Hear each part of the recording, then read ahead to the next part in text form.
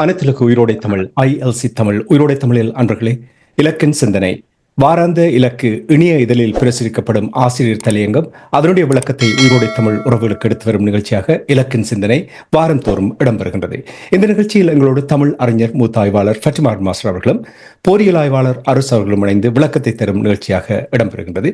இங்கே கலையத்தில் இருவரும் இணைந்திருக்கின்றார்கள். வணக்கம் மாஸ்டர் அவர்களே. வணக்கம் தனஞானி. வணக்கம் அருஸ். வணக்கம் அரசு அவர்களே. வணக்கம் தனஞானி. வணக்கம் மாஸ்டர். இருவருக்கும் வணக்கத்தை தெரிவித்துக் கொண்டு இன்றைய ஆசிரியர் தலையங்கம் ஈழத்தமிழர் இறமை உள்ளூராட்சி வழி மீளுறுதியாகுமா? என்னுடைய 60 ஆண்டு கால ஊடகத்துறை அனுபவத்தில் நேற்று இரவு முழுவதும் எதனை ஆசிரியர் தலையங்கமாக எழுதுவது என்கின்ற மிகப்பெரிய சிக்கல் இருந்தது.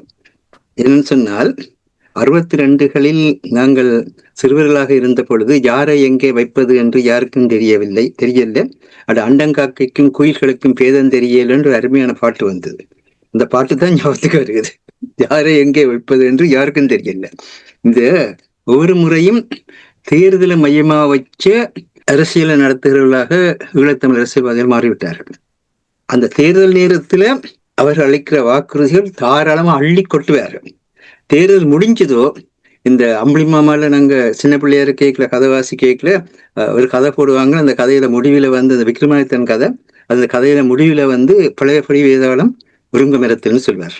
அதே மாதிரி தேர்தல் முடிஞ்ச உடனே பழையபடி ஸ்ரீலங்காட்ட இருந்து எதை பெறலாம் என்றதை சிந்திக்க வழிகிட்டீங்கன்னா, அது அவர்களுடைய தனிப்பட்ட புகழை அல்ல தனிப்பட்ட வாழ்வை பலப்படுத்துகிற ஒன்றாக அமையுமே தவிர மக்களை மறந்து விடுவார்.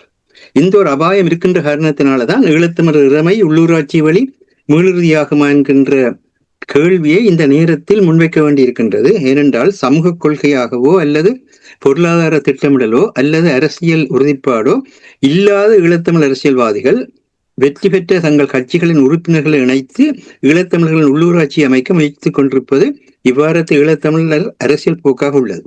இந்த நேரத்தில் இவர்களின் நோக்கு கடந்த 16 ஆண்டுகளாக ஸ்ரீலங்கா அரசாங்கத்தை மையப்படுத்தி ஈழத்தமிழர் அரசியல் வாழ்வை வீணடித்து வருவது போலவே ஈழத்தமிழர் உள்ளூராட்சியையும் தங்கள் பதவியை நோக்காக கருதி ஸ்ரீலங்காவின் அரசியலில்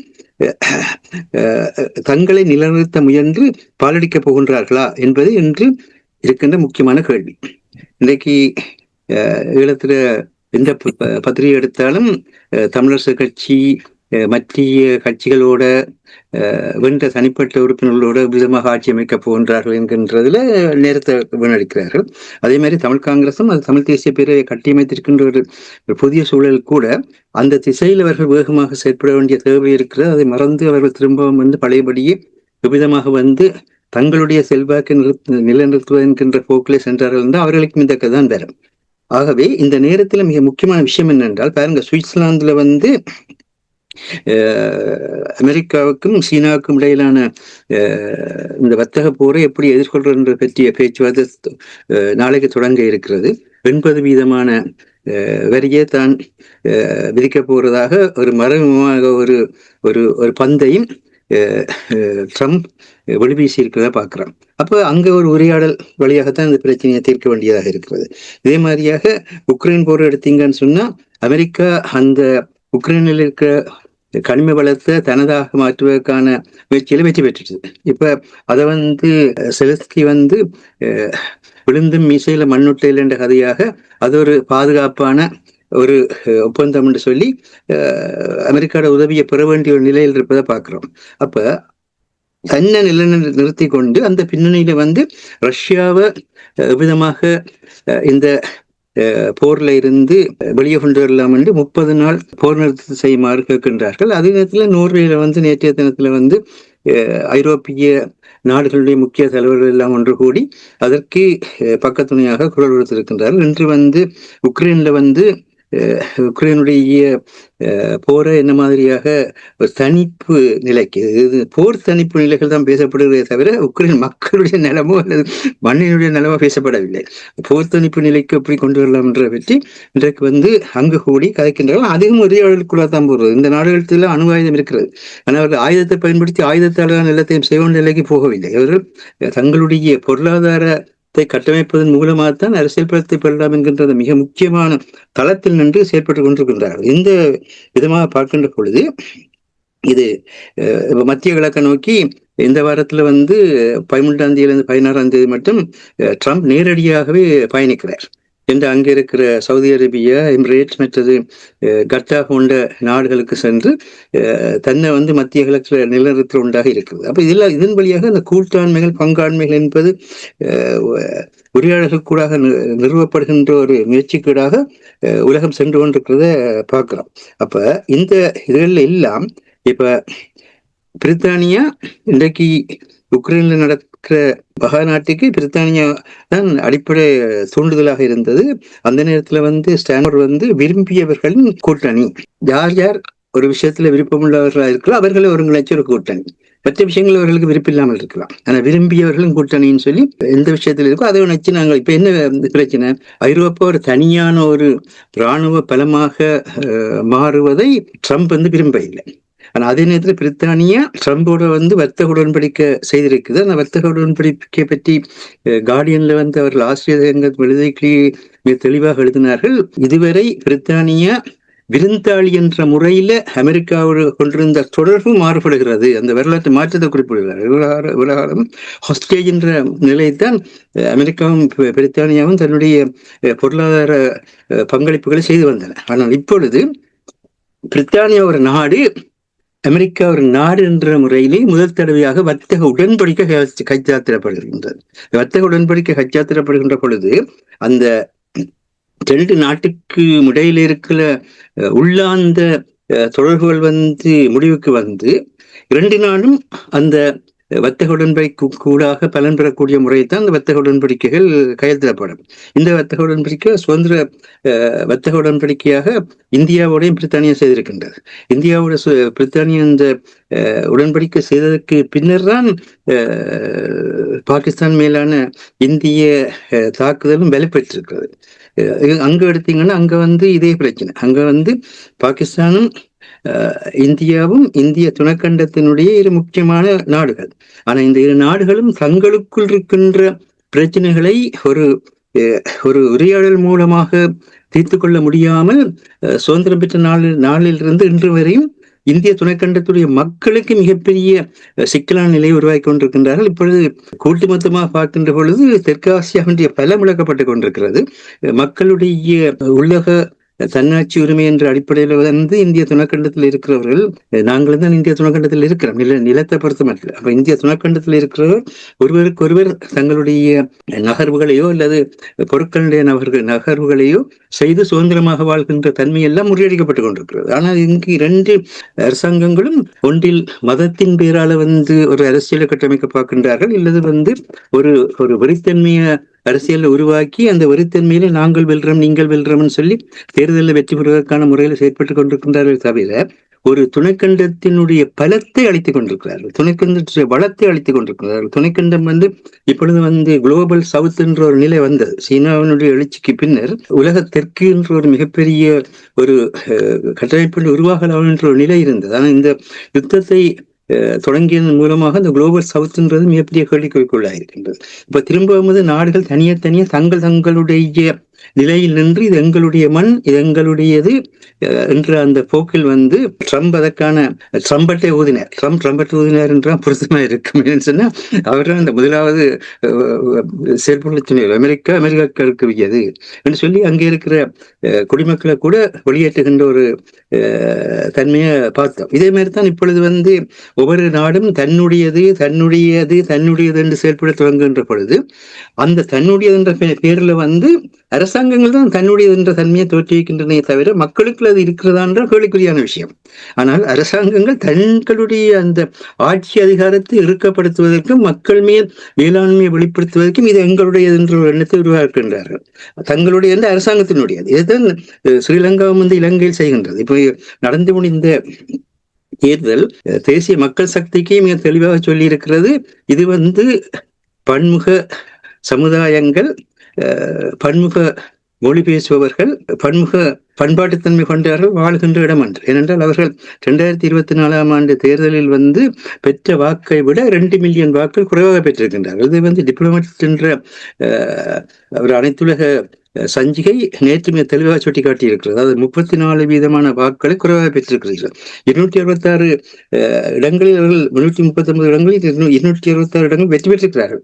அந்த வெற்றி பெற்ற அந்த சூழலில் 116 இடங்களில் தாங்கள் வேற கட்சிகளுடைய கூட்டின்றி ஆட்சி அமைக்கிற தன்மையை கூட கொண்டிருக்கிறார்கள். ஆனால் கூட்டு மொத்தமாக பார்க்கின்ற பொழுது அந்த வாக்கு வங்கி சரிகின்றது. அதாவது மக்களுக்கு அந்த தலைமைக்கு மேல் இருக்கின்ற நம்பிக்கையில் ஆட்டம் ஏற்பட்டிருப்பதை மிக தெளிவாக உணரக்கூடியதாக இருக்கின்றது. இந்த ஆட்டம் ஏற்பட்டதுக்கு காரணம் என்னென்றால், தேசிய மக்கள் சக்தி ஆட்சிக்கு வருகின்ற பொழுது அவர்களும் ஒரு போராட்ட குழுவாக இருந்தார்கள்.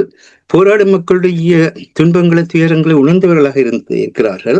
போராடிய மக்களுக்கு அரசாங்கம் என்ன மாதிரியான படுகொலைகளை செய்து மக்களை துன்புறுத்தும் என்பது அறிந்தவர்களாக இருக்கின்றார்கள். என்ற பின்னணியிலே அவர்கள் அந்த போராட்ட அனுபவத்தில் அடிமட்ட மக்களுக்கான ஒரு வாழ்வை மீள்கட்டமைப்பார்கள் என்ற ஒரு நம்பிக்கை இருந்தது. அந்த பின்னணியில் தான் தமிழர்கள் கூட கடந்த 2024 பொதுத் தேர்தலில் எங்களுக்குள் கூட நாங்கள் கம்யூனிஸ்ட் சிந்தனைகளுக்கோ அல்லது இடதுசாரி சிந்தனைக்கோ எதிரானவர்கள் அல்ல. இலங்கையில் இடதுசாரி வளர்ச்சி எடுத்து பார்த்தால் இடதுசாரி வளர்ச்சிக்கு முதல் உயிரை கொடுத்து உயிரால இடதுசாரித்துவத்தை நிறுவினர்களே கந்தசாமி என்கின்ற தமிழர் தான் இந்த மலையக முன்னிலை செய்தார். அதே மாதிரி பருத்தித்துறையில்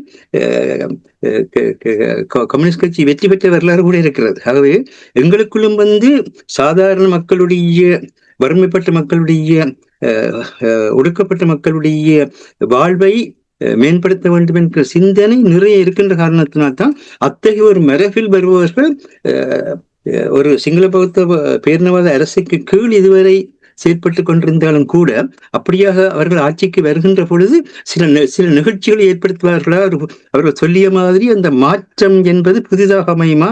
அந்த மாற்றம் தமிழ் மக்களையும் அவர்களுடைய நாளாந்த வாழ்வுக்கான பாதுகாப்பை, உயிருடைமைகளுக்கான பாதுகாப்பை வழங்குமா என்கின்ற அடிப்படையில் தான் வாக்களித்தார்கள். அதே நேரத்திலே இந்த தமிழ் அரசியல் வாதிகளும் கடந்த 16 ஆண்டுகளாக எவ்விதமாக மண்ணினுடைய இறமையை இருந்த இடம் தெரியாமல் பண்ணி கொண்டிருக்கிறார்கள் என்பது மக்களுக்கு தெரியும்.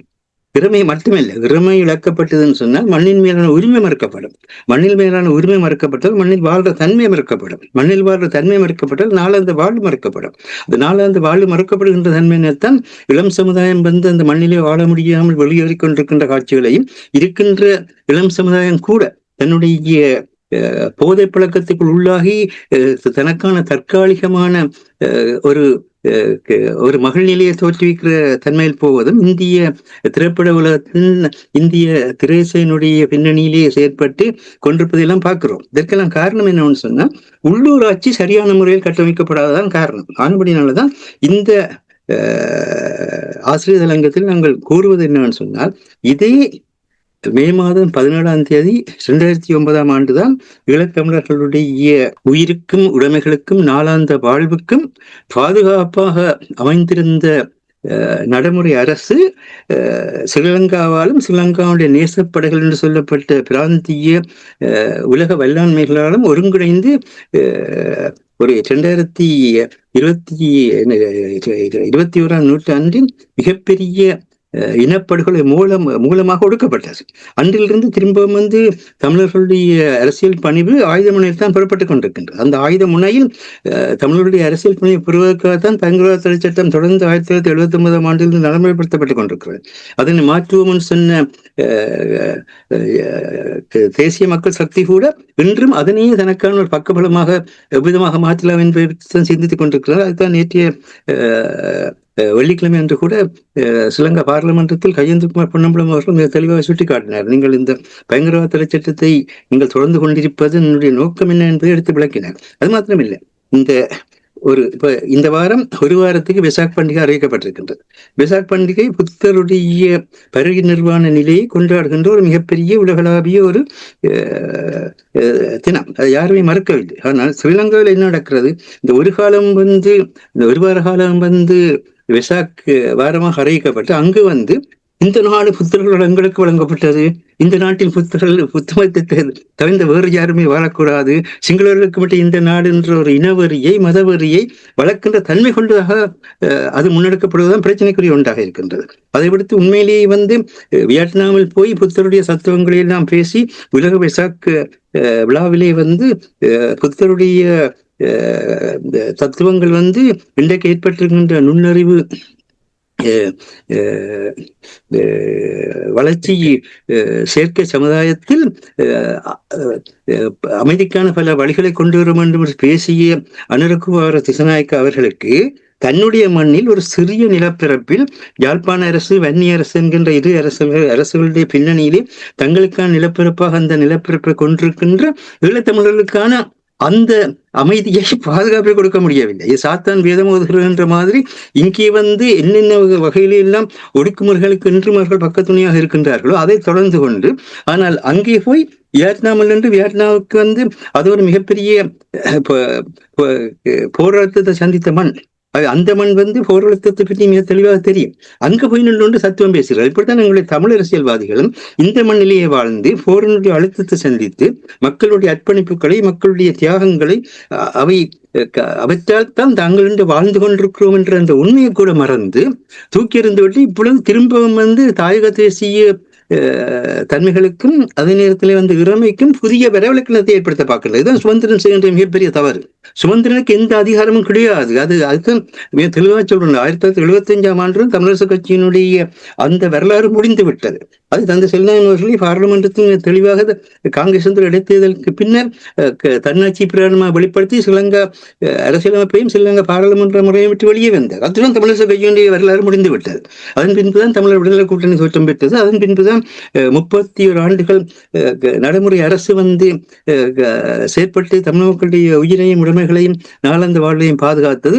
அதைத்தான் 2009ஆம் ஆண்டு முள்ளிவாய்க்கால் இன அழிப்பு மூலம் ஸ்ரீலங்கா இல்லாமல் செய்தது. ஆகவே அதை நாங்கள் ஜனநாயக வழிகளில் மீள கட்டமைப்பதற்கான சிந்தனைகளைத்தான் பேச வேண்டும். உங்கள் யாருக்குமே சமஷ்டியை பற்றி பேசுவதற்கு உங்களுக்கு உரிமை இல்லை. சமஷ்டி எப்போயோ முடிந்த கதை. சமஷ்டியை பற்றி நீங்கள் பேசுவதாக இருந்தால் அந்த அரசியல் சாசனத்தில் எல்லா மக்களும் சட்டத்தின் சமம் என்கின்ற அந்த நிலை இருக்க வேண்டும். சட்டத்தின் முன் எல்லா மக்களும் சமம் என்ற ஒரு நிலை இருக்கின்ற பொழுதுதான் நீங்கள் சமஷ்டியை பற்றி உச்சரிக்கலாம். ஆனால் இலங்கையுடைய அரசியல் சாசனம் சிங்கள பௌத்த மக்களுக்கான சிறப்பு தன்மையை பேணுகின்ற ஒன்றாகத்தான் இருக்கின்றது. அதுல எந்த மாற்றமும் இல்லை. அப்படியாக இருக்கின்ற ஒரு அரசியலமைப்பில் நீங்கள் இந்த உள்ளூராட்சி தேர்தலை மையமாக வைத்துக் கொண்டு திரும்பவும் நீங்கள் ஐக்கிய ராஜ்யத்தை கொண்டு வர முற்படாதீர்கள். அதே நேரத்திலே கஜேந்திரகுமார் பொன்னம்பலம் அவர்கள் 2023ஆம் ஆண்டு ஜனவரி மாதத்தில் ஐக்கிய நாடு சபையினுடைய மனித உரிமைகள் பேரவைக்கு அங்கு ஈழத்தமிழர்கள் கால் நிறுத்தத்திலிருந்து அதற்கு பின்னர் தங்களுடைய தன்னாட்சி உரிமையை பயன்படுத்தி வாழ முடியாமல் இருக்கின்றார்கள். அவர்களுக்கான ஒரு சிறப்பு பிரதிநிதியை நியமிக்க வேண்டும். அந்த சிறப்பு பிரதிநிதியுடைய பாதுகாப்பின் அடிப்படையில் அவர்களுடைய தன்னாட்சி உரிமையை அவர்கள் உறுதி செய்து வாழ்வதற்கான முறைமைகள் தோற்றுவிக்கப்பட வேண்டும் என்றெல்லாம் உரை நிகழ்த்தினர். என்று கிட்டத்தட்ட 18 மாதங்களுக்கு மேல் சென்றுவிட்டது. இந்த நிலையில் அதனை நடைமுறைப்படுத்துவதற்கான செயற்பாடுகள் அனைத்துலக மட்டத்தில் இதுவரை தமிழ் காங்கிரஸினால் செய்யப்படவில்லை. இப்ப என்ன பிரச்சனை என்றால், நீங்கள் எதையும் பேசுங்கள், நல்லதை பேசுங்கள், நல்லது. ஆனால் அது பேசுவதை தயவு செய்து நடைமுறைப்படுத்துவதற்கான ஒன்றாக உள்ளூராட்சியை பயன்படுத்துங்கள். இந்த உள்ளூராட்சியை வடிவாக வழங்கிக் கொள்ள வேண்டும். உள்ளூராட்சி மக்கள் தங்களுடைய மண்ணையும் தங்களுடைய வளங்களையும் பேணுவதற்கான ஆட்சி. இது பாராளுமன்ற ஆட்சி அல்ல. பாராளுமன்ற ஆட்சி சட்டவாக்கத்தை செய்கின்ற ஆட்சி. அமைச்சரவை நிர்வாகத்தை செய்கின்ற தன்மை கொண்டது. ஜனாதிபதி முறைமை அமைச்சரவையோடு தொடர்பட்டது. பாராளுமன்றத்தில் சட்டவாக்கத்துக்கான தகுதி இன்றைக்கு இலங்கையிலே சட்டவாக்கம் செய்கின்ற உரிமை தமிழர்களுக்கு இல்லை. அது மறுக்கப்பட்டு விட்டது. ஏனென்றால் தமிழர்களுடைய பிரதிநிதிகள் ஒரு ஒரு துளிதான் பாராளுமன்றத்தில் இருக்கின்றார்கள். ஒரு துளி சமுத்திரமாக இருக்கின்ற சிங்கள பௌத்த பேரினவாதத்தை எதிர்த்து எந்த சட்டவாக்கத்தையும் கொண்டு வர முடியாது, இல்லை சட்டவாக்கத்தை சமப்படுத்தவும் முடியாது. அதே மாதிரிதான் நிர்வாகத்திலும் எப்படித்தான் அரசு தலைவர் வாயளவில் புத்தருடைய அகிம்சை கொள்கை பேசினாலும் நடைமுறையில் அவர் ஒரு இன அழிப்புவாதியாத்தான் இருந்து செயற்பட வேண்டிய ஒரு சூழ்நிலை அங்கே இருக்கின்றது. அப்ப அவ்விதமான அந்த சூழலில் உங்களால் அமைச்சரவையிலும் எந்த மாற்றத்தையும் ஏற்படுத்த இயலாமல் சட்டவாக்கம் செய்கின்ற பாராளுமன்றத்திலும் எந்த மாற்றத்தையும் ஏற்படுத்தப்படாத நிலையில் இந்த மக்களுடைய உள்ளூராட்சியை மக்கள் தங்களுடைய மண்ணை பாதுகாப்பதற்கு, தங்களுடைய கடல் வளத்தை பாதுகாப்பதற்கு, மக்களோடு ஒருங்கிணைந்து புதிய பொருளாதார முறைகளை தோற்றுவிப்பது. இப்ப நீங்க பாத்தீங்கன்னா இன்றைக்கு உக்ரைன் மண்ணில கனிம வளங்களின் தனக்கான சட்டபூர்வ பங்களிப்பு உறுதிப்படுத்திய நிலையில் தான் அமெரிக்கா ரஷ்யாவிடம் 30 நாள் போர் நிறுத்தத்தை வாரத்தில் வலியுறுத்துகின்றது. அதே போல சீன படப்பிரிவின் பங்கேற்புடன் சீன ரஷ்ய அரசு தலைவர்கள் அருகருகே இருக்க ரஷ்யாவின் உலக சாதனைகள் ஒன்றான ஹிட்லர் சித்தை வென்ற வரலாற்று நிகழ்வின் 80வது ஆண்டு கிரெம்லினில் இடம்பெற்றது என்பதையும் நாங்கள் கண்டோம். ஆனால் ட்ரம்ப் கனவு கண்டு சீனாவையும் ரஷ்யாவையும் பிரித்தோம் என்ற அந்த தத்துவம் பொய்த்தது என்று அந்த ரஷ்ய படை அனுபவிப்பில் சீன படைகள் நேரடியாகவே தங்களுடைய சீருடன் பங்கு பெற்றிய அந்த தன்மையை பார்க்கிறோம். இதுதான் உலகத்தினுடைய தன்மை. ஆகவே என்னன்னு சொன்னால் ஒவ்வொருவரும் தங்களுடைய மண்ணை மையப்படுத்தி கூட்டாண்மைகளையும் பங்காண்மைகளையும் உருவாக்கின்ற பொழுது இந்த உள்ளூராட்சி சபையை உருவாக்குவதற்கு நீங்கள் பேசுகின்ற இடத்தில் அந்த உள்ளூராட்சி சபைக்கான உங்களுடைய அரசியல் கொள்கை என்ன, கோட்பாடு என்ன, உங்களுடைய பொருளாதார திட்டமிடல் செயல் திட்டங்கள் என்ன, அந்த மக்களுடைய பாதுகாப்புக்கு அந்த உள்ளூராட்சி சபை எப்படி செயற்படலாம் என்ற அந்த விடயங்களை தயவு செய்து தெளிவுபடுத்துங்க. அது தெளிவுபடுத்தாமைக்கு ஒரு சமூக கொள்கை உருவாக்கம் இல்லாமல் சமூகத்தை பற்றி பேசாதீர்கள், பொருளாதார திட்டமிடல் இல்லாமல் பொருளாதாரத்தை பற்றி பேசாதீர்கள். அதே மாதிரி அரசியலில் அந்த மக்களால் எடுக்கப்பட்ட மக்கள் ஆணை என்று சொல்கின்ற மக்களுடைய தன்னாட்சி உரிமையை நிலப்படுத்துகின்றதுக்கு ஜனநாயகத்தை பயன்படுத்துவதாக உங்களுக்கு தரப்பட்டிருக்கிறதை ஒழிய நீங்கள் நினைத்த மாதிரி எல்லாம் மக்கள் சார்பாக முடிவெடுப்பதற்கு வரலாறு உங்களுக்கு இடந்திர மாட்டாது, மக்களும் இடந்திர மாட்டாது. விதமாக நீங்க செய்வீர்களா இருந்தால் இப்பொழுது மாகாண சபை தேர்தல் எப்படி கேட்க தோன்றிவிட்டார்கள். ஏன்னா இது ஒரு சங்கிலி தொடர் மாதிரி. உள்ளூராட்சி தேர்தல், மாகாண சபை தேர்தல், பாராளுமன்ற தேர்தல், அரசு தலைவர் தேர்தல், இதை விளையாடி கொண்டிருக்கோம். அப்படியே அதிலிருந்து மண்ணையும் மக்களையும் மற்றவர்கள் அப்படியே தங்களுக்குள் உள்ளாய்கொண்டு போகின்றார் என்பதை இந்த ஆசிரியங்க சுட்டிக்காட்டி ஈழத்தமிழ் இறைமை உள்ளூராட்சி வழி முழுறுதியாகுமா இல்லையா என்பதுதான் இன்றைக்கு இருக்கின்ற கேள்வி என்பதை வலியுறுத்துகின்றது. நன்றி மாஸ்டர். கூறும் பொழுது இந்த பொறுப்பு கூற வேண்டும் என்று நீங்கள் கூறும் பொழுது இதைத்தான் இங்கே உயிரோடை தமிழிலும் இலக்கிலும் நாங்கள் கடந்த 4-5 ஆண்டுகளாக வலியுறுத்தி கொண்டு ஒரு பொறிமுறை இருக்க வேண்டும். பொறுப்பு கூறுவதற்கு பொறிமுறை இருக்க வேண்டும், ஃப்ரேம்வொர்க் இருக்க வேண்டும், மெக்கானிசம் இருக்க வேண்டும், வழிவரவு இருக்க வேண்டும், செயல் திட்டம் இருக்க வேண்டும். இப்படி செயல்படுத்த போன்றோம் என்ற அந்த சரியான வழி இல்லாவிட்டால் இந்த நிலைமை தொடர்ந்து கொண்டேதான் இருக்க போகிறது. இனி அதே நேரத்தில் நீங்கள் இப்போ ஜேவிபி தொடர்பாக கூறும் பொழுது அந்த ஒரு காயையும் அவர்கள் பயன்படுத்தினார்கள் தேர்தல் காலத்தில். அதாவது நாங்களும் போராடியவர்கள் தான், நாங்களும் இழந்தவர்கள் தான், எங்களையும் ஒரு பயங்கரவாத அமைப்பாக பார்த்தார்கள் என்ற விடயங்களை அவர்கள் தேர்தல் வரும் காலங்களில் அப்பொழுதெல்லாம் குறிப்பாக தமிழர்கள் ஜேவிபிக்கு ஆதரவு வழங்குகின்ற தமிழர்கள் அதை பல இடங்களில் பயன்படுத்தியது. மஹிந்த ராஜபக்ச 1983ஆம் ஆண்டு இனஅழிப்பு நடந்த பொழுது ஈழத்தமிழர்களுடைய மனித உரிமைக்காக குரல் கொடுத்துத்தான் கழுத்துல சோப்பு துண்டையும் போட்டார். பிறகு அதே சோப்பு துண்டால தான் ஈழத்தமிழருடைய கழுத்தையும் உருக்கினார் என்பது வரலாறு.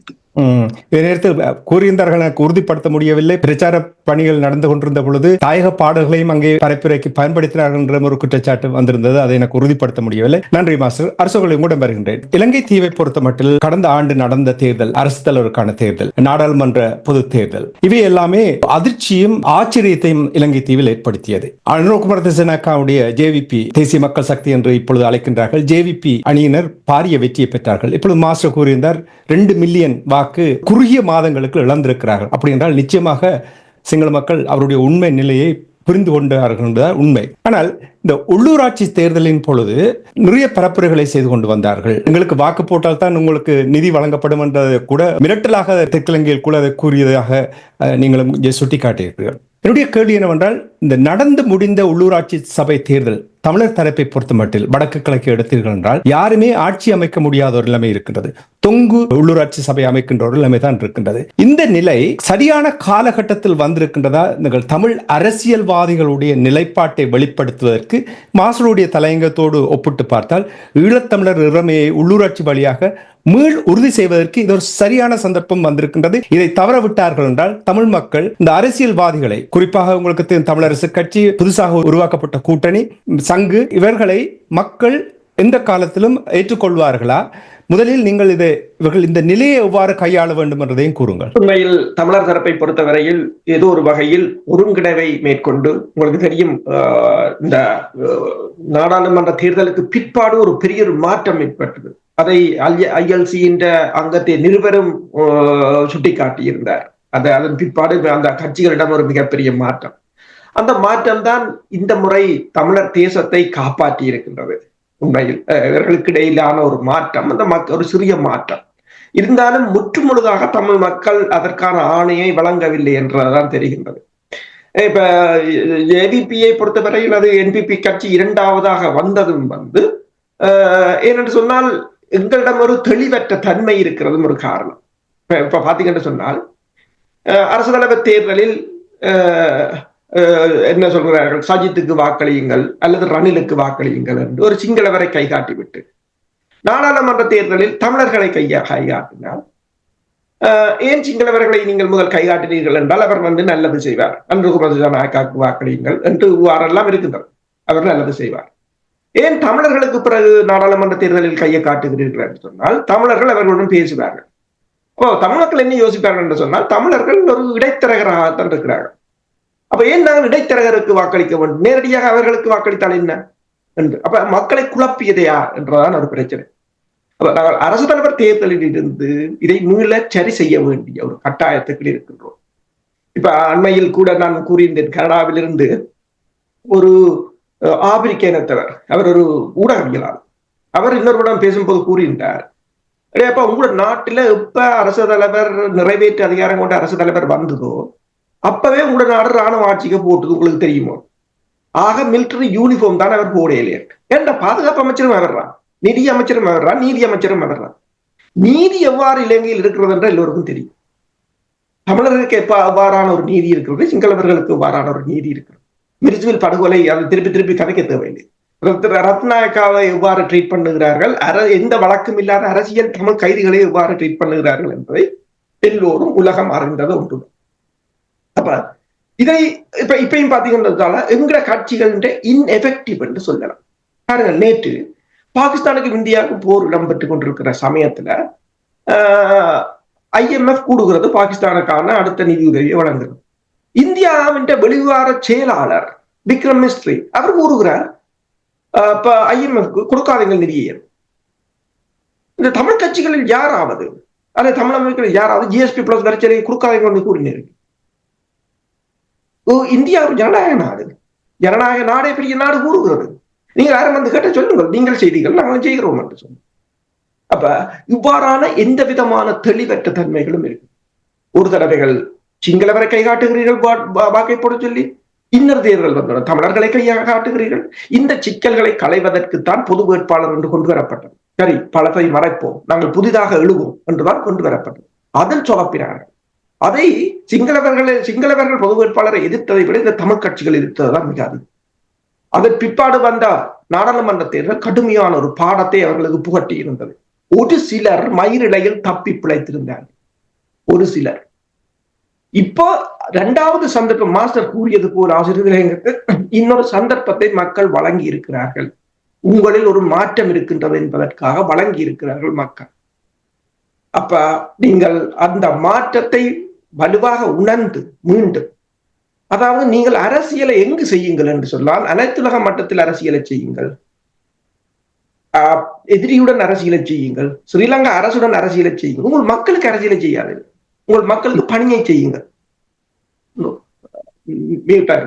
நீங்கள் எவ்வாறு கூறிக்கொண்டிருக்கின்ற நேரத்தில் இப்ப நீங்கள் ஏன் பொது வேட்பாளர் நிறுத்திய அந்த விடயங்களை எல்லாம் நீங்கள் சுட்டிக்காட்டும் பொழுது, இப்ப நான் ஆரம்பத்தில் கூறினேன், தொங்கு உள்ளூராட்சி சபை அமைக்கின்ற நிலைமை வந்திருக்கின்றது. தமிழரசு கட்சி நீங்கள் இப்பொழுது கூறினீர்கள், பொது தேர்தலின் ஜனாதிபதி தேர்தலின் பொழுது சிங்களவருக்கு வாக்களியுங்கள் என்று அவர்கள் சுட்டிக்காட்டினார்கள். அதே தமிழரசு கட்சி இப்பொழுது ஜேவிபியுடன், NPP கட்சியுடன் கூட்டாக ஆட்சி அமைப்பதற்கான பேச்சுவார்த்தையில் ஈடுபட்டிருந்தார்கள். அவர்கள் உங்களை நாங்கள் ஏற்க மாட்டோம் என்று ஜேவிபியினர் துரத்தி விட்டார்கள் என்று செய்திகள் வருகிறது. அப்படினால் என்னென்று கூற முடியும்? இவர்களிடம் ஒரு சரியான திட்டம் இருக்கிறது, சரியான வழிகாட்டல் இருக்குது. இவர்களால் ஒரு தகுதி இருக்கிறதா தமிழ் தரப்பினை கையாளுவதற்கு? உண்மைதான். இப்பதான் நான் கூறினேன், அரசு தலைவர் நீங்கள் சொன்னது போல அரசு தலைவர் தேர்தலில் நீங்கள் சிங்களவருக்கு வாக்களிக்க சொல்லுகிறீர்கள், நாடாளுமன்ற தேர்தலில் தமிழர்களுக்கு வாக்களிக்க சொல்கிறீர்கள். ஏன் அப்ப தமிழர்கள் என்று கேட்டால் தமிழர்கள் அவர்களுடன் போய் பேசுவார்கள் என்றீர்கள். அப்ப மக்கள் யோசிக்கிறார்களே, நாங்களே நேரடியாக அவர்களை தெரிவு செய்து அவர்களுடன் பேசினால் என்ன என்று மக்கள் யோசிப்பதில் தவறில்லை. இப்ப பாருங்கள், இப்ப தமிழரசு கட்சி ஆட்சி அமைப்பதற்கு ஜேவிபிக்கு உடன் கூட்டு வைக்கும் என்று சொன்னால் அந்த தமிழரசு கட்சிக்கு வாக்களிச்சவங்க என்ன யோசிப்பாங்க? நாங்கள் பேசாமல் ஜேவிபிக்கே வாக்களிச்சிருப்பாங்க யோசிப்பாங்க. அப்ப இந்த சிக்கலும் வந்திருக்காது, அவங்களும் நல்லா இருந்திருப்பாங்க என்றுதான் யோசிச்சிருப்பாங்க. உங்கள்கிட்ட எந்த விதமான கொள்கையும் இல்ல. நீங்கள் எதிர்கட்சியா இருந்துட்டு போங்க, அதான் முக்கியம். உங்களால் இயல முடியவிட்டால் எதிர்கட்சியா இருந்த ஒரு என்னண்டு எதிரியுடன் கூட்டு சேர்ந்து ஆட்சி அமைப்பதை விட ஒரு தன்மானத்தோட எதிர்கட்சியாக இருந்துட்டு போறது இவ்வளவு பெட்டர். நீங்க இருந்துட்டு போங்க, அடுத்த முறை உங்களுக்காக வாக்களிப்பாங்க. இப்ப நீங்கள் இவ்வாறு செய்தீர்கள் சொன்னால் அடுத்த முறை உங்களுக்கு வாக்களித்தவர்களும் வாக்களிக்க மாட்டார்கள். ஏன் நேரடியாக அவனுக்கே அளிக்கலாம். இப்ப வருந்துவாங்க. உண்மையில் இந்த செய்தி எனக்கோ உங்களுக்கோ வருத்த தந்ததை விட இந்த வாக்களித்த மக்களுக்கு வருத்தமாக இருக்கு. தாங்கள் இப்ப உங்களுக்காக அதாவது தமிழ் தேசியம் என்றெல்லாம் பேசினீர்கள், அதற்காக வாக்களிச்சோம். கடைசியா இந்த வாக்கையும் கொண்டு அவன் கூடையே போட்டுட்டு நீங்கள் உங்களோட சுகபோகத்துக்காக இருக்கிறீர்கள் என்று சொன்னால் இதுதான் பிரச்சனை. இதுதான் பிரச்சனை. அப்ப நீங்கள் நாடாளுமன்ற தேர்தலில் கூட இன்று என்பிபியுடன் சேர்ந்து ஆட்சி அமைச்சு போட்டு எதிர்வார நாடாளுமன்ற தேர்தலில் யாருக்கு வாக்கு கேட்க போறீங்க? நீங்க ரெண்டு பேரும் ஒன்றுதானே. அப்ப அவன் யோசிப்பான், உங்களுக்கு போறது கூட அவன் ஆட்சியில் இருக்கிறவனுக்கு போடலாம். வேண்டா இப்படி நீங்களும் அவனும் கூட்டுத்தானே பங்காளிகள் இப்ப என்றால் இந்த சிக்கல்களை, அதாவது அதைத்தான் நான் முதல் கூறினேன். என்னென்றால் நீங்கள் அரசியலை அனைத்துலக மட்டத்தில் செய்யுங்கள், இலங்கை அரசுடன் செய்யுங்கள், எதிரியுடன் செய்யுங்கள். ஆனா மக்களுக்கு அரசியலை செய்யாதீங்க, பணியை மட்டும் மக்களுக்கு செய்யுங்கள். நன்றி அரசர்களே. ஒன்று மட்டும் தெளிவாக தெரிகிறது, சிங்கள தேசத்தினுடைய நிகழ்ச்சி நிரலில் தமிழரசு கட்சி செயல்படுவதற்கு தயாராக இருக்கின்றது என்பதை அது சுட்டிக்காட்டுகிறது என்பதை பலர் சுட்டிக்காட்டியிருந்தார்கள். இப்பொழுது அது உறுதிப்படுத்தக்கூடியதான ஒரு நிலைமையை ஏற்படுத்தியிருக்கிறது. மாஸ்டர், உங்களிடம் வருகின்றேன். தமிழரசு கட்சி என்பிபியோடு கூட்டு சேர்ந்து உள்ளூராட்சி சபை அமைப்பது தொடர்பாக தோற்று விட்டார்கள் அந்த அவர்களுடைய பேச்சுவார்த்தையில். தொடர்ந்து அவர்கள் முன்னணியோடு புதுசாக உருவாக்கப்பட்ட அந்த கூட்டணியோடாக தமிழரசு கட்சி ஆட்சி அமைப்பதற்கான முயற்சி எடுக்கின்றது. அதை கூட கஜேந்திரகுமார் பொன்னம்பலம் அவர்கள் நிராகரிப்பதாக கூறப்படுகிறது. சமீபத்தில் நடந்து முடிந்த தேர்தல்களை வைத்து பார்க்கும் பொழுது தமிழ் கட்சிகள் ஒரு பாடம் கற்றிருக்கிறார்கள் போல் தெரிகின்றது. ஆனால் அங்கிருந்து வருகின்ற செய்திகளை பார்க்கும் பொழுது இன்னும் தங்களுடைய சுய வாக்குகளை பெற்றுக் கொள்வதற்காகவும் கட்சிக்காகவும் இவர்கள் செயல்படுகிறார்கள் என்று கூறுகிறார்கள். இந்த நிலைமையை எவ்வாறு மாற்றுவது? இப்பொழுது கூட்டமைப்பது தொடர்பாக இந்த உள்ளூராட்சி சபை நீங்கள் ஆரம்பத்தில் கூறிய முக்கியமான பொறுப்பாக இருக்கிற நேரத்தில் இதை எவ்வாறு கையாள போகிறார்கள்? இவர்கள் பாடம் கற்றிருக்கிறார்கள் தானா? இந்த பாடம் கற்றுக்கிறதுக்கு உங்களுக்கு ஏதாவது ஒரு கொள்கை இருந்தால்தான் அந்த கொள்கை நடைமுறைப்படுத்தப்பட்டிருக்கிறதா என்றதை சிந்திச்சாதான் அது பாடம் இல்லையான்றது வேற. அதை சொல்லி கொள்கை இருக்கிறதா என்று கேட்டதால் தான் எனக்கு எவ்வளவோ கல்லறி விழுந்தது. உங்களோட கட்சியினுடைய கொள்கை என்ன என்று கேட்டேன். அப்பொழுது மாஸ்டர் தாசிசிஸ் மாஸ்டர் அவர்கள் கேட்டார், இப்படி எல்லாம் கேள்வி கேட்காதீர்கள் என்று சொல்லலாம் கூறினார். அதுக்காகத்தான் கூறுகிறேன். இதுக்காகத்தான் தமிழ்ல முதலே ஒரு பழமொழியை சொல்லி வச்சிருக்காரு, குற்றம் பார்க்கின் சுத்தம் இல்லைன்னு சொல்லி ஒருவரையும் அவர் செய்த குற்றத்தை சொல்லிப்படாதீங்க, அவர் செய்த குற்றத்தை சொன்னால் உங்களுக்கு சுத்தம் இல்லை. அது இவ்வளவு தந்திரமாக மக்களுக்கு சின்ன வயசுலயே அதை ஊட்டுகிறார் என்றால் குற்றம் பார்க்கின் சுத்தம் இல்லை. சரியா? ஆகவே என்ன குற்றத்தை செய்தாலும் உனக்கு சுற்றம் தான் தேவையிலேயே குற்றவாளிகளுடைய உலகாக மாற்றுன்னு சொல்லி பள்ளிக்கூடத்திலேயே சொல்லிக் கொடுக்க பார்க்கிறார்கள். அந்த விதத்தில் உங்களுக்கு அந்த பிரச்சனை பாருங்க. அரசு கூடிய விஷயத்தை சிந்திக்கிற பொழுது யாழ்ப்பாணத்தை மட்டும் எடுப்போம். யாழ்ப்பாணத்துல அகில இலங்கை தமிழ் காங்கிரசுக்கு 9,124 வாக்குகள், கிட்டத்தட்ட 26.07 வீத வாக்குகள் கிடைச்சிருக்குது. இலங்கை தமிழரசு கட்சிக்கு 10,370, கிட்டத்தட்ட 29.63 வாக்குகள் கிடைச்சிருக்குது. அதே நேரத்துல தன்னை தேசியத்தோட நிக்கிறேன்னு சொல்லிக்கொள்ற தமிழ் ஜனநாயக தேசிய அணிக்கும் 3,076 வாக்குகள் கிடைச்சிருக்கு. கிட்டத்தட்ட 8.79 வாக்குகள். இவை இவ்வளவு பேரும் ஒரு அணியாக இருந்திருந்தால் எங்களை ஜேபிக்கு கிடைச்சிருக்க 10 உறுப்பினர்ல ஒரு உறுப்பினர் கூட வந்திருக்காங்க. அதே நேரத்துல அப்ப யார்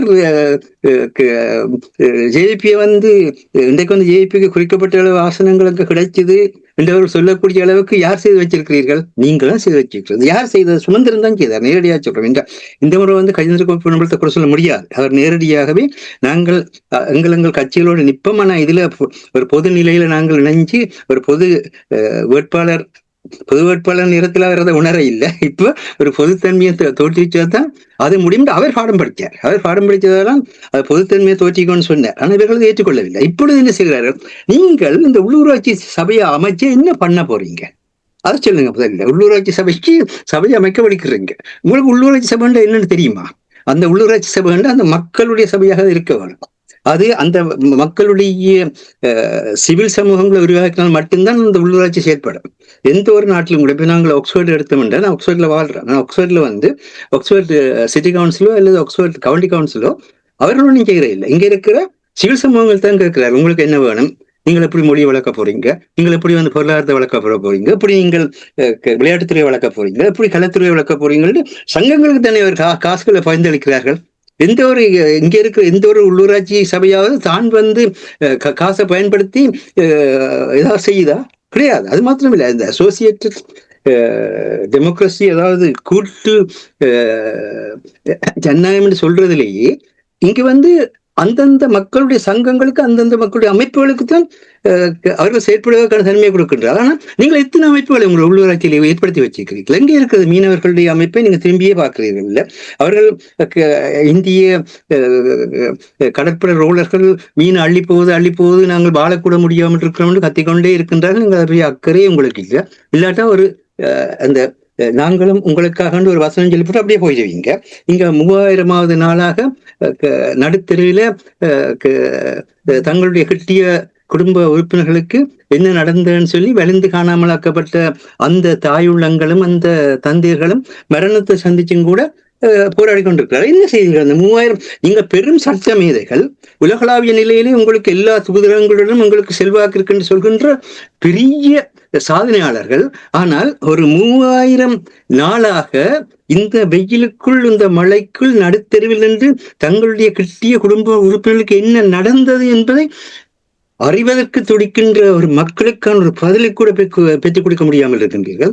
இப்பொழுது வந்து இந்திய பாகிஸ்தானிய போர் சூழலில் அனுரகுமார திசநாயக்காவுடைய அரசாங்கம் தெளிவாக சொல்கின்றது, இது அவர்களுடைய பிரச்சனை. நாங்கள் 2 நாட்டுக்கும் எந்த விதமான முறையிலும் இந்த மண்ணை பயன்படுத்த, கடலையோ மண்ணையோ வானத்தையோ பயன்படுத்த விட மாட்டோம். நாங்கள் தனித்துவமானவர்கள் சொல்லுகிறார்களா இல்லையா? இத்தனைக்கும் இந்தியா வந்து $4.5 பில்லியன் தூக்கி கொடுத்த நாடு. அப்படி இருக்கத்தக்கதாக என்ன சொல்கின்றார்கள்? இது எங்களுடைய உரிமையுடன் எங்களை மண்ணுக்குள் நீங்கள் வரையலான்னு சொல்கின்றார்கள். அதே போல வடக்கு கிழக்கு தமிழ் மக்களுடைய மண் என்றதை சொல்லுங்கன்னா நாங்க சொல்றோம். நீங்க அது பிரிவினை அல்ல, வாழ்ந்து கொண்டிருக்க எங்களுடைய மண். இன்றைக்கு வந்து பரந்தன்லையும் மாங்குளத்திலையும் காங்கேசந்துறையிலையும் பொருளாதார ஹப்ஸ், பொருளாதார குடில்களை தோற்றுவிச்சு அங்க வந்து இந்த உலகத்தினுடைய அசம்பிளி, உலகத்தினுடைய பொறுத்திர அதாவது பாகங்களை செய்து பொறுத்திர கைத்தொழில் அங்கதான் நடைபெற போகுது. ஆனா அதுல வந்து மக்களை பங்கேற்றக்கூடிய எந்த விஷயத்தை செய்திருக்கிறீர்கள்? அதுக்குள்ள நீங்க என்ன செய்றீங்கன்னா, ஸ்ரீதரன் பெருசா சுமந்திரன் பெருசா?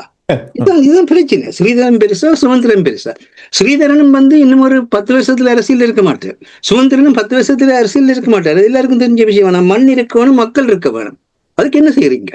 இதுதான் கேட்பாங்க. இது முடிஞ்சோன்னா என்ன நடக்க போகுது? கிளிநொச்சியில் வந்து ஸ்ரீதரனுடைய ஆதரவாளர்கள் தான் அங்கு வந்து வெற்றி பெற்றார்கள், சுதந்திரன் வெளியேறோன்னு சொல்வார்கள். அவர் வந்து நான் தான் செயலாளராக வந்ததுனால இது தமிழரசு கட்சியுடைய வெற்றின்னு கொண்டாட பார்ப்பார். ஆனா பிரச்சனை என்னன்னு சொன்னால், இது தமிழரசு கட்சி கழித்த வெற்றி அல்ல, காங்கிரஸ் கழித்த வெற்றி அல்ல, அல்லது வந்து தேசிய ஜனநாயக முன்னணிக்கு, தமிழ் தேசிய ஜனநாயக முன்னணிக்கு அளித்த வெற்றி அல்ல. மக்கள் சிங்கள கட்சி, அதுவும் வந்து எங்களை இனஅழிப்பு செய்த கட்சி, இங்கு உங்களுடைய தவறுதனால் பாராளுமன்ற பிரதிநிதித்துவத்தை சிலரை பெற்றுவிட்டார்கள். அது நடைபெறக்கூடாது என்பதற்காக செயற்பட்ட தன்மை என்பதை மறந்துவிடக்கூடாது என்பதை சுட்டி காட்டுறோம்.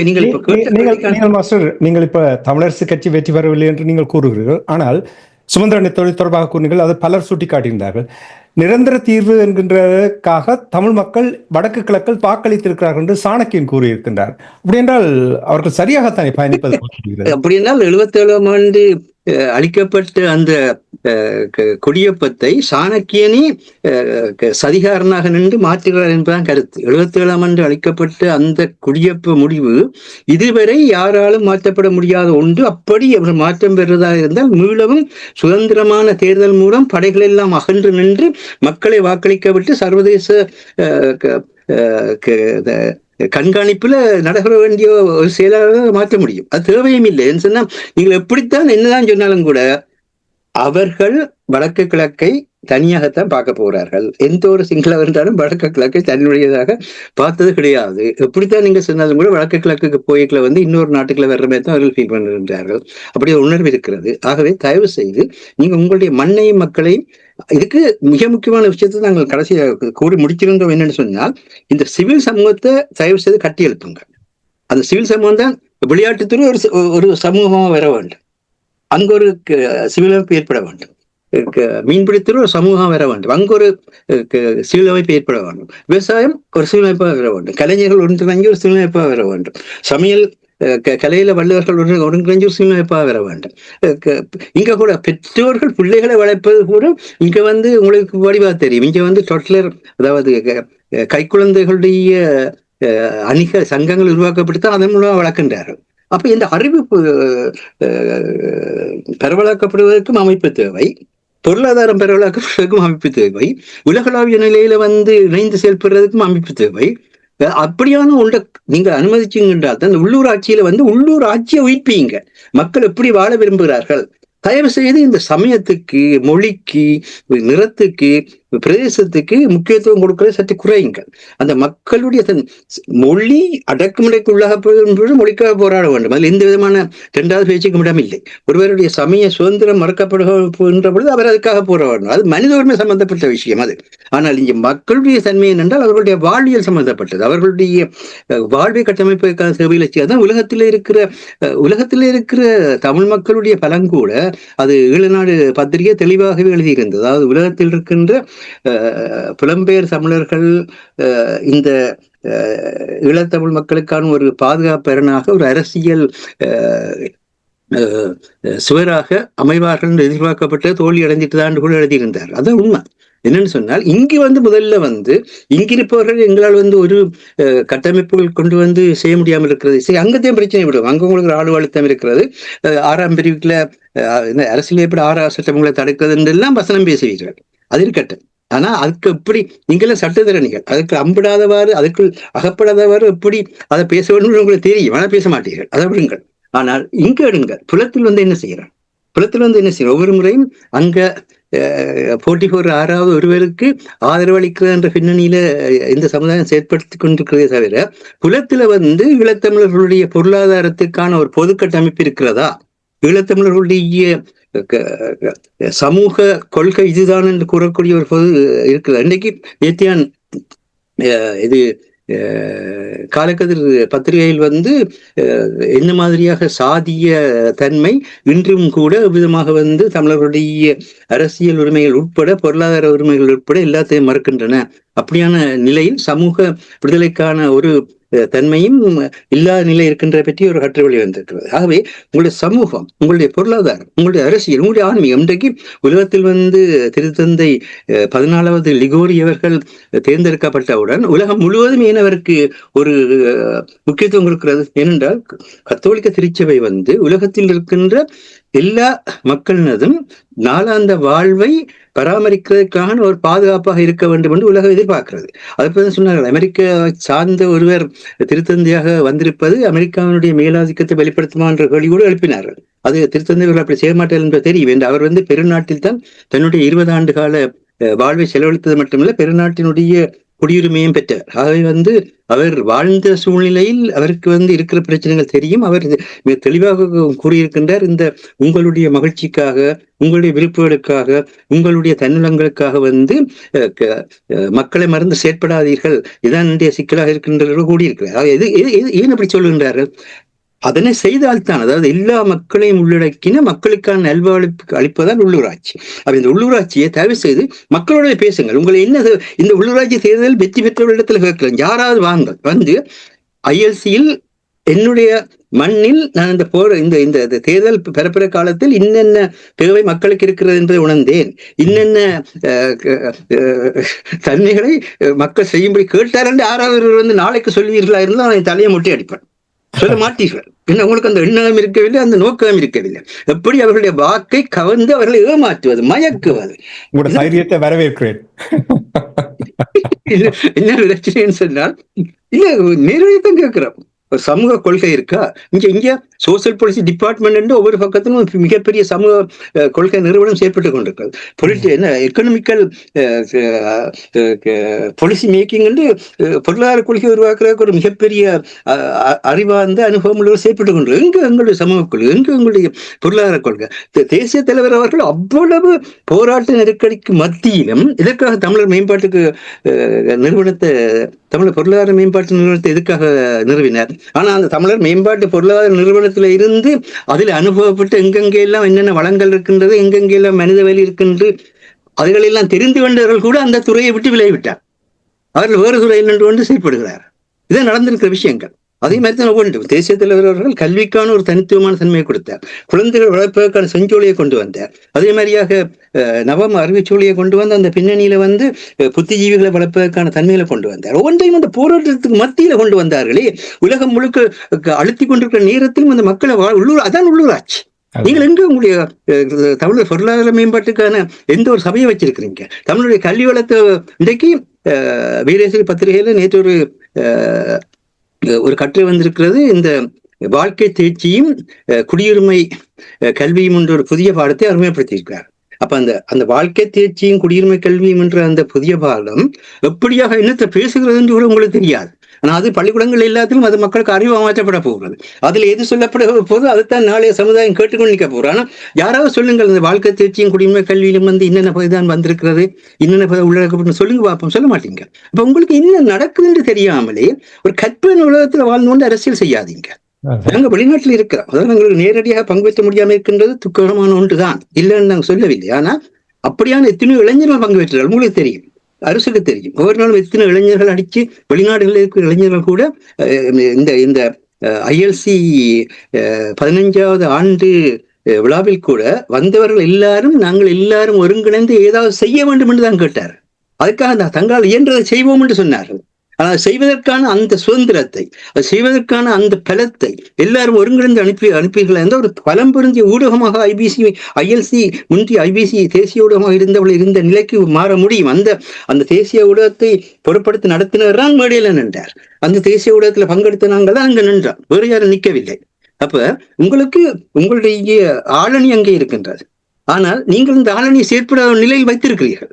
அந்த ஆளணி செயற்படும் இருந்தால் இன்றைக்கு ILC-லேயோ இலக்கிலேயோ வேலை செய்து கொண்டிருக்கிற எவராவது தமிழ் தேசிய விடுதலை போராட்ட காலத்தில் பங்களிக்காதவர்களாக இருந்தால் வேற விஷயம்.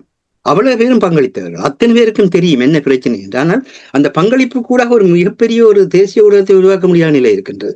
அருள்மொழித்தேவன் அவர்கள் அன்றைக்கு அங்கு வந்ததற்கு பின்னர் ஒரு சிறிய தன்னுடைய அன்பளிப்பை தந்து ஒரு முக்கியமான ஒரு வேண்டுகோளை விடுத்தார்.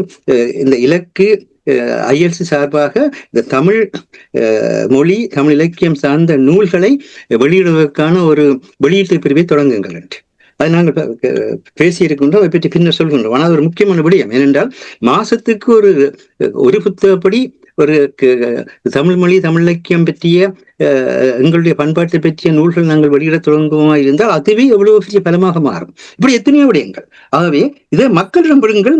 உள்ளூராட்சியில் தயவு செய்து வென்ற இடங்கள்ல போய் மக்களுக்கு இடையில தேசிய தலைவர் அவர்கள் ஒவ்வொரு நகரத்திலையும் கிராமத்திலையும் எதற்காக வேண்டி கருத்து கணிப்பு பெட்டிகள் அமைத்து உங்களை கருத்தை கொண்டு வந்து அதுக்குள்ள போடுங்கள் ஏன் செய்தார்? ஏன் ஒரு அரசியல் கட்சியை தோற்றிருக்கிற அதான் முறையென்று ஏன் வெளிப்படுத்தினர்? ஆனா இந்த அரசியல் கட்சியில் நீங்களே செய்கிறீர்களா? இதான் இன்றைக்கு இருக்கின்ற கேள்வி. நன்றி மாஸ்டர். நாங்கள் நிகழ்ச்சியை கொண்டு வர வேண்டும். அரசு நிறைவாக உங்களிடம் அரசு தலைவருக்கான தேர்தல் நடந்த பொழுது தமிழரசு கட்சி சிங்களவரை கையை காட்டி அவருக்கு வாக்கு போடுங்கள் என்று கூறினார்கள். தமிழ் தேசிய மக்கள் முன்னணி தமிழ் வேட்பாளரை முற்றுமுழுதாக நிராகரிக்க சொல்லி பிரச்சார பணியில் ஈடுபட்டார்கள். அதனைத் தொடர்ந்து நாடாளுமன்ற தேர்தல் நடைபெற்றது. வரலாறு காணாத வகையில் வடக்கு கிழக்கில் ஜேவிபி நாடாளுமன்ற உறுப்பினர்களை தெரிவு செய்தார்கள் தமிழர்கள். இனி இப்பொழுது நடந்து முடிந்திருக்கின்ற உள்ளூராட்சி சபை தேர்தலை எடுத்து பார்த்தீர்கள் என்றால் தொங்கு உள்ளூராட்சி சபை அமைப்புக்கான ஒரு நிலைமை தான் ஏற்பட்டிருக்கிறது. இனி இருக்கின்றது ஒரே ஒரு தேர்தல் தான், அது மாகாண சபை தேர்தல். அதற்கு இனி இப்ப போட்டி போட தொடங்க போகிறார்கள். தமிழ் மக்கள் எவ்வாறு இவர்களுக்கு அழுத்தத்தை கொடுத்து திட்டமிடலை உருவாக்கி என்றால் வருகின்ற செய்திகளை பார்க்கும் பொழுது அனுரகுமார திசாநாயக்கா அவசரப்பட்டு இந்த மாகாண சபை தேர்தலை வைப்பதற்கு அவர் தயாராக இல்லை போல் இருக்கிறார். அவருக்கு ஏற்பட்டிருக்கின்ற 2 மில்லியன் பின்னடைவு அப்படி என்றால் கொஞ்சம் தாமதிக்க போகின்றது. ஆனால் தமிழரை பொறுத்த மட்டும் ஒரு நல்ல ஒரு விடயமாக நான் பார்க்கின்றால் திட்டமிடுவதற்கான நேரமாக வருகின்றது. இதை எவ்வாறு கையாளலாம், இதை கையாளுவதற்கு எவ்வாறு மக்கள் அழுத்தத்தை பிரயோகிக்கலாம் என்ற விடயத்தை கூறுங்கள். ஒன்று, நாங்கள் முதலும் பேசியிருந்தோம். அதாவது ஒரு தேர்தல் நடைபெறுவதற்கு 5 நாளைக்கு முதல் தான் நித்திரையால் எழும்புவது, உடனே கூட்டங்களை போடுவது, அதிலும் கூடுதலான கூட்டங்கள் எங்கு போடுவது என்று சொன்னால் ஜூம் வழியை தான் போடுவது. அதில் எல்லாருக்கும் அந்த வசதி இருக்குமோ தெரியாது, அது அடித்தட்டு மக்களை சென்றடையுமோ தெரியாது. பேருந்து கூடி கரைச்சு அதுல ஏதாவது ஒரு கொஞ்சம் சொச்ச வாட்கை எடுத்து விட்டு அதை நியாயப்படுத்தி கொண்டு அப்படியே அமர்ந்து போய்விடுவது. பிறகு அடுத்த தேர்தல் வரும் வரையிலும் ஆக்களை காணவே கிடையாது. அதற்கு அடுத்த தேர்தலுக்கு பிறகு தான் பிரச்சனைகளை ஓடி போய் மக்களிடம் நிற்பது. அதுவரையிலும் மக்கள் என்ன செய்தார்கள், எவ்வளவு துன்பப்படுறார்கள், அவர்களுக்கு என்னென்ன பிரச்சனை இருக்கின்றது, இந்த அனைத்துலக பிரச்சனைகளில் எங்கள் மக்களுக்குரிய பிரச்சனைகள் என்ன, பங்களிப்புகள் என்ன, எதுவும் கண்ணுக்கு தெரிவதில்லை. அதுதான் பிரச்சனை. இப்ப ஜிஎஸ்பி பிளஸ் வரிச்சலை வருகிறதோ அல்லது மீனவர் மீனவர் தொடர்பான பிரச்சனை வருகிறதோ, மீனவர்களின் வாழ்வாதாரம் என்ன மாதிரி இருக்கிறது, ஏன் மக்கள் எல்லாரும் தொழில்கள் இல்லாத வெளிநாடுகளுக்கு செல்கிறார்கள், எந்த விதமான பிரச்சனையும் இல்லை. ஒரு இந்திய வல்லரசான இந்தியாவே தண்ணியை நிப்பாட்டுகின்றது, அல்லது வல்லரசு என்று சொல்ற ஜனநாயக நாடு தண்ணியை நிப்பாட்டுகின்றது, IMF நிதியை கொடுக்க வேண்டாம் என்று சொல்கின்றது. ஆனால் நாங்கள் ஒரு இனப்படுகொலைக்கு சந்தித்த நாங்கள், அவரோட இனப்படுகொலையாளி.